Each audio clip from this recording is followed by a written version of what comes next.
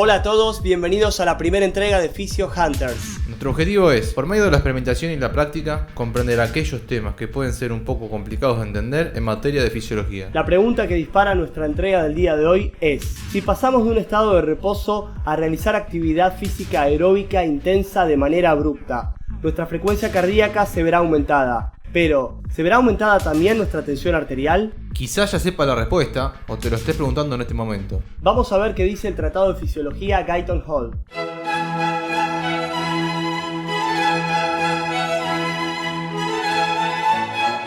Arthur Clifton Guyton nació el 8 de septiembre del año 1919 en Oxford, Mississippi. Fue un reconocido fisiólogo famoso por sus experimentos en los años 50, en los cuales estudió la fisiología del gasto cardíaco y su relación con la circulación periférica. La estimulación simpática intensa puede aumentar la frecuencia cardíaca en seres humanos adultos jóvenes desde la frecuencia normal de 70 latidos por minuto hasta 180 a 200 y raras veces incluso 250 latidos por minuto. Además, la estimulación simpática aumenta la fuerza de la contracción cardíaca hasta el doble de lo normal, aumentando de esta manera el volumen de sangre que se bombea y aumentando la presión de eyección. Por otro lado, tenemos la ley de Frank Starling, la cual postula: cuanto más se llene de sangre un ventrículo durante la diástole, mayor será el volumen de sangre expulsado durante la contracción sistólica. Podemos ejemplificarlo estirando esta bandita elástica. Mientras más la estiramos, con más fuerza volverá a su posición inicial. De aquí surge nuestra duda. Si decimos que con la actividad física aumentará nuestra frecuencia cardíaca, Guyton nos dice que también aumentará nuestra tensión arterial. Ahora bien, al aumentar la frecuencia cardíaca, ¿no habrá menor tiempo de llenado? Y al haber menos llenado, ¿no habrá menor volumen sistólico? Vamos a empezar aclarando algunos términos. La frecuencia cardíaca es el número de veces que el corazón late en un minuto. La frecuencia cardíaca normal en un adulto es de promedio 70 latidos por minuto. Por otro lado, tenemos el pulso arterial. Esta medida, en condiciones fisiológicas, es exactamente igual a nuestra frecuencia cardíaca, debido a que las contracciones del corazón son las que producen el pulso arterial. Podemos tomar el pulso arterial colocando 2 o 3 dedos en la arteria radial, por ejemplo, presionándola contra el hueso, y de esta manera sentiremos la onda pulsátil. También podemos colocar un pulso oxímetro, el cual nos puede arrojar esta información, además de otros valores como la saturación de oxígeno. Notemos cómo al obstruir la arteria radial se interrumpe la lectura del pulso oxímetro debido a la disminución de la perfusión de esa zona. El volumen sistólico es el volumen de sangre eyectado por el corazón con cada latido. El volumen sistólico equivale a la diferencia entre el volumen diastólico final y el volumen sistólico final.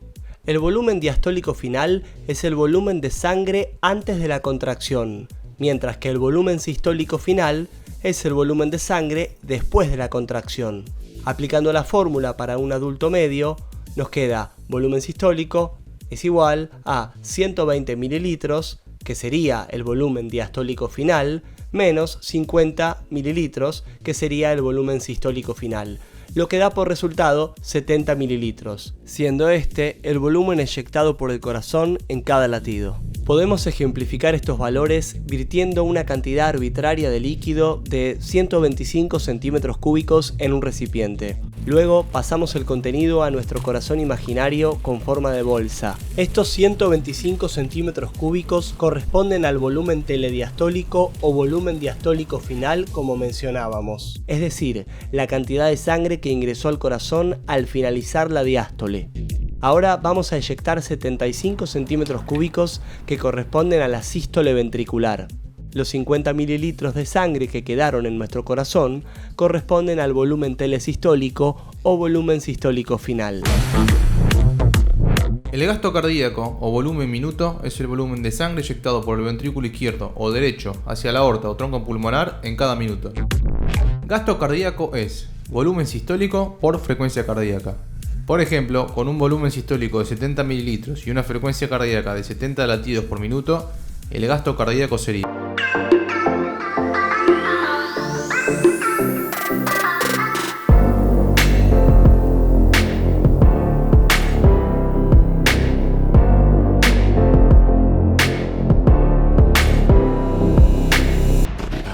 La resistencia vascular periférica es una fuerza que se opone al flujo sanguíneo y va aumentando a medida que avanzamos hacia los vasos de menor calibre, sobre todo en las arteriolas, las cuales pueden disminuir su calibre por estímulo del sistema nervioso autónomo.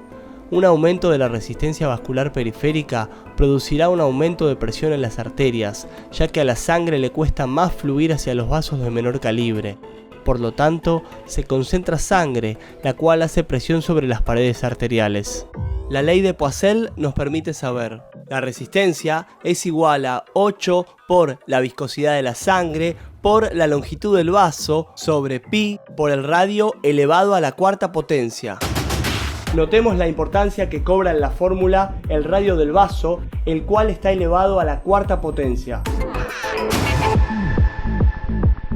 En cuanto a la viscosidad, fíjense que no es lo mismo hacer circular una sustancia líquida como el agua que querer hacer circular una sustancia líquida más espesa como una salsa de barbacoa. Por esto, la viscosidad de la sangre cobra importancia en esta fórmula.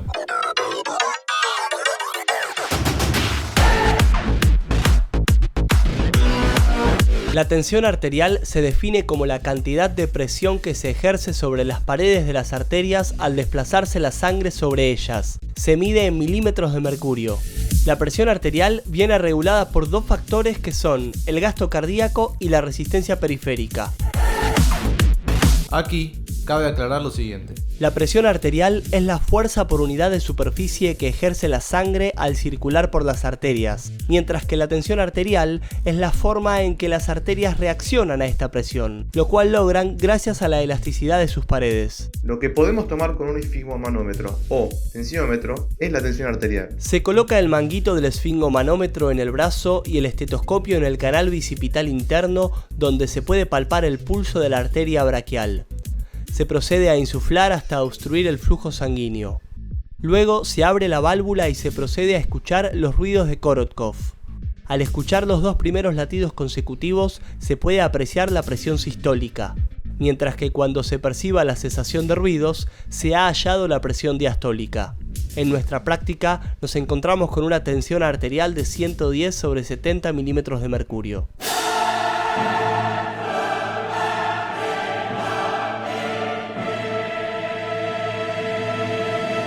Para comprenderlo mejor, la presión sistólica, en nuestro caso 110 milímetros de mercurio, es la producida por la contracción cardíaca, mientras que los 70 milímetros de mercurio correspondientes a la diástole se corresponden con la presión existente a nivel de la aorta antes de la sístole.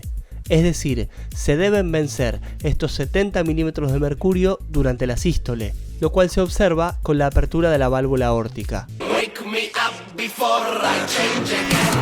Vamos a tomar los signos vitales basales de una persona en reposo.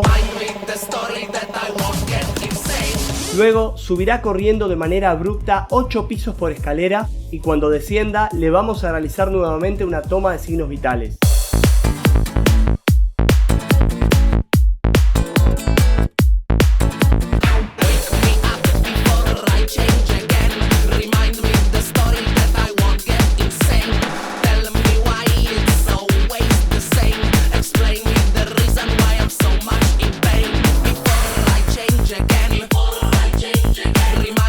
Story that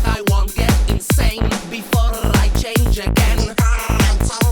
Remind me the story that I won't get insane.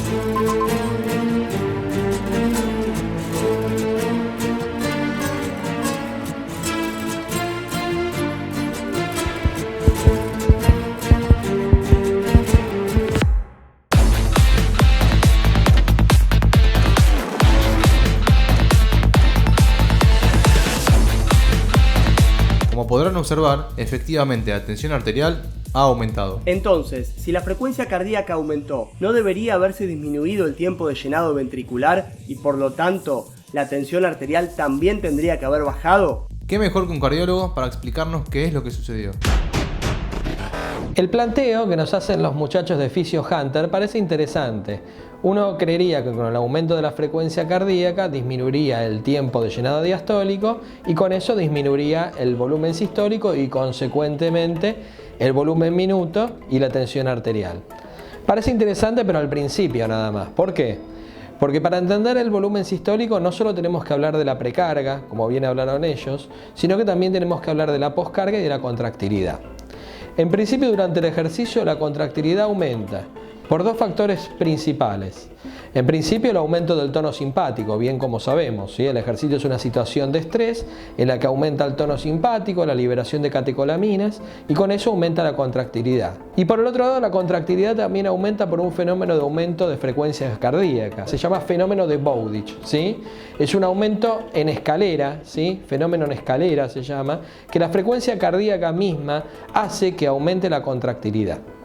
Entonces tenemos, por un lado, la precarga que se ve disminuida por el tiempo de llenado, pero por otro lado tenemos el aumento de la contractilidad. Ese aumento de la contractilidad puede llevar a un aumento del volumen sistólico hasta el doble del inicial, ¿sí? Y por otro lado tenemos las poscargas. ¿Qué ocurre con las poscargas? Las poscargas, como ustedes saben, se ven bien afectadas por las resistencias periféricas principalmente. En este caso, durante el ejercicio, por un lado tenemos las resistencias a nivel de todo lo que es el tubo digestivo, que hay vasoconstricción, ¿sí? Por la misma situación de ejercicio, para la liberación de catecolaminas. Pero por el otro lado, el ejercicio produce una vasodilatación importante a nivel del músculo esquelético. Entonces ahí tenemos una leve caída, podemos ver en la poscarga. Sumado al aumento de la contractilidad, independientemente de que por ahí la precarga disminuyó porque la frecuencia cardíaca está aumentada, ¿sí? Pero tenemos dos factores importantes, la contractilidad aumentada más esa disminución leve de la poscarga genera un aumento del volumen sistólico. Por lo tanto tenemos el volumen sistólico aumentado más el aumento de la frecuencia cardíaca, como ustedes saben la multiplicación de volumen sistólico por frecuencia cardíaca es volumen minuto, vamos a tener un volumen minuto aumentado. Por el otro lado, las resistencias periféricas de alguna manera pueden llegar a estar iguales o levemente caer por este tema de la vasodilatación a nivel del músculo esquelético. Entonces, por lo tanto, aumentó más el volumen minuto que la caída de las resistencias. Entonces, el balance general va a producir volumen minuto por resistencias vasculares periféricas, va a ser igual a tensión arterial media. Y eso va a quedar aumentada, ¿sí? Lo que podemos ver también durante el mismo ejercicio que hizo uno de nuestros cazadores, que Tuvo un leve descenso de la presión arterial diastólica y un aumento de la sistólica, se vio bien. Esa leve disminución de la diastólica pudo tener que ver con el fenómeno que yo les comenté, que hubo una vasodilatación a nivel de todo lo que es el músculo esquelético. Por lo tanto, el planteo inicial fue interesante, ¿sí? Tenemos una disminución del tiempo de llenado, como bien ellos explicaron con todo lo de la ley Frank-Starling, ¿sí? Pero por otro lado tenemos dos factores que juegan mucho peso: la contractilidad y la poscarga, que también son importantes como determinantes del volumen sistólico. Así que bueno, espero que les haya servido esta breve opinión del tema. Muchas gracias. Ahora tenemos una visión más general y clara de lo sucedido. Como verán, nuestro organismo trabaja permanentemente para mantener la homeostasis. Todo dentro de los límites de la fisiología. Con este video proponemos comprender y clarificar algunos conceptos, pero dado el poco tiempo con el que disponemos y al no poder abordar todos los temas en profundidad, Los invitamos a buscar más información y profundizar en el mejor lugar donde podrán hacerlo.